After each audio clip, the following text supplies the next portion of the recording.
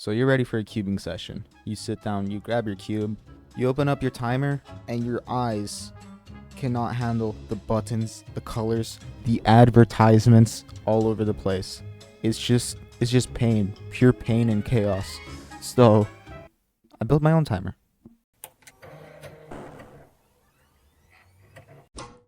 Welcome to my timer thing. I don't really have a name for it. So it has basically everything you need in a timer. You got your current solve, your PB, your average of 5, and your average of 12. You got the scramble and the timer itself. You can start and stop the timer. You can add a penalty. You can press enter to just continue. You can view your solves. These are totally very real solves, and they are my current average. Definitely not used for testing purposes. But yeah, this timer has a bunch of features that CS Timer does not have. I'll go more in depth on it later, so for now just enjoy some issues I faced while building this, because they were weird and fun. So it was pretty simple to make, actually. All I did was not really. Anyway, the first thing I needed for this timer app, obviously, was a timer. So I used keyboard inputs to start and stop the timer. There was one slight issue though.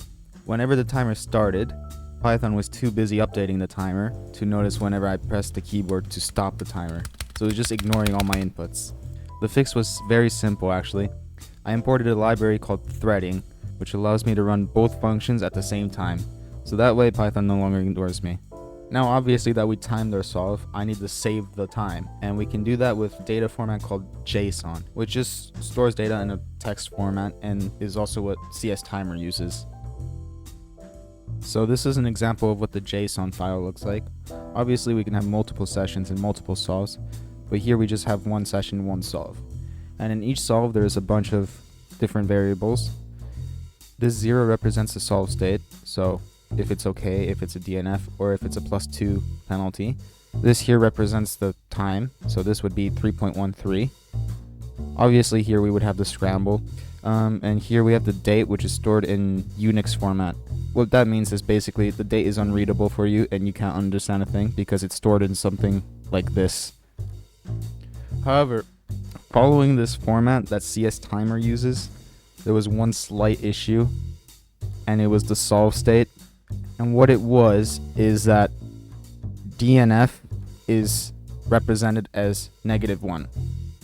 If you're familiar how to calculate averages of 5 in cubing, the slowest time, which here happens to be 9.11, and the fastest time, which seems to be 5.13, but if you remember, DNF is represented as -1.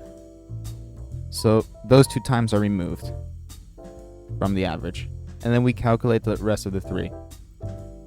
I believe you see the issue here, that DNF counts as the fastest time and not the slowest because it is a -1.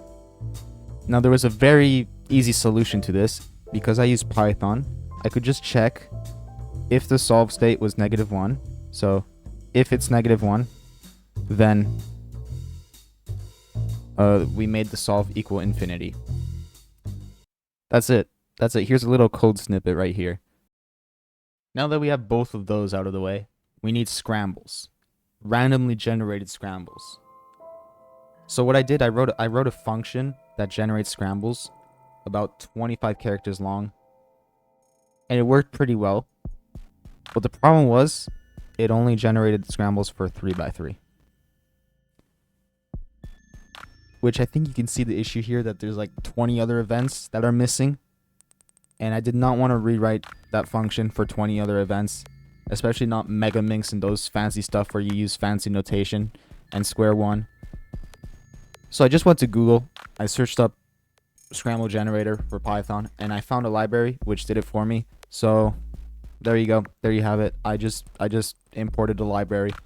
That's Python for you. I didn't have to write a single line, but we have scrambles now.